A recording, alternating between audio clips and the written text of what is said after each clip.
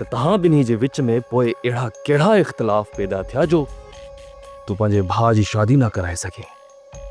उनजा ॿ कारण हुआ।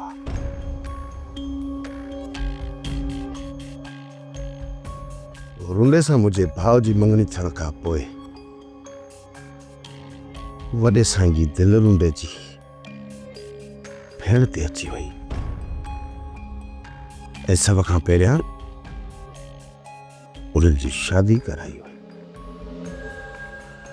वॾे साईं जी जीअं शादी थी रुंडे जी भेण उन जे घर में पहुती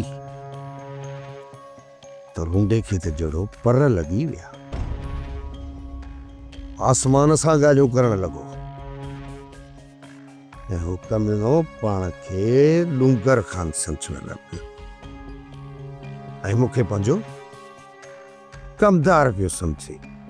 एतिरे क़द्र जो चकर खां न हो मूंसां ॻाल्हाइण बि पसंदि न कंदो हो। चकर खां जीअं असांजो फसल लथो, फसल लहण खां पोइ मां सिधो रुंडे वटि वियुसि पंहिंजे भाउ जे शादी जी तारीख़ वठण। पर हुन मूंखे संग ॾियण खां साफ़ साफ़ इनकार कयो, जंहिंजी शिकायत मूं वॾे साईं सां कई ऐं वॾे साईं मुंहिंजी शिकायत ॿुधंदे ई रुंडे जी रखी निड़ीअ ते लत। तॾहिं वञी हुन असांखे विहांव जी तारीख़ ॾिनी।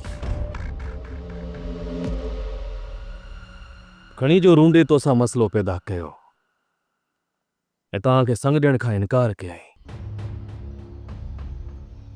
पर मूंखे पूरी पक आहे त जेकॾहिं तव्हां विच में बाबा साईं खे आणियो हा त बाबा साईं रुंडे खे मञाए वञे हा।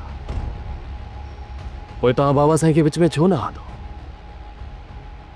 किथे ईअं त न आहे त उन वक़्तु तव्हांजे ई बाबा साईं जे विच में इख़्तिलाफ़ अंदर विया? नंढा साईं वॾे साईं सां मुंहिंजा के बि इख़्तिलाफ़ न हुआ ऐं मां दिलि सां थो चवां त मुंहिंजी एतिरी औकात बि न आहे जो मां वॾे साईं सां इख़्तिलाफ़ कयां। कॾहिं बि न नंढा साईं, कॾहिं बि न। मां उन्हनि ॿनियुनि तां चकर ॾेई जीअं वापसि ओताक ते पहुतुसि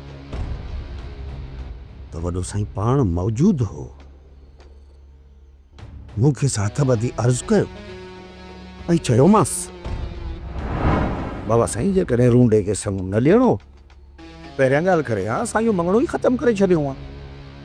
हाणे तारीख़ वधिजी वई, सॾु फैलिजी वियो, राज खे ख़बर पई छोकिरी वनवा में ॿियारे आया, 2 ॾींहंनि खां पोइ निकाह आहे। सोप सीरियल पंजाबेरी तमाम एपिसोड्स ॾिसण लाइ विज़िट करियो असांजो official YouTube channel Sindh TV HD drama. Subscribe कयो असांजो official YouTube channel Sindh TV HD drama ऐं वधीक अपडेट लाइ बेल आइकन खे क्लिक करियो।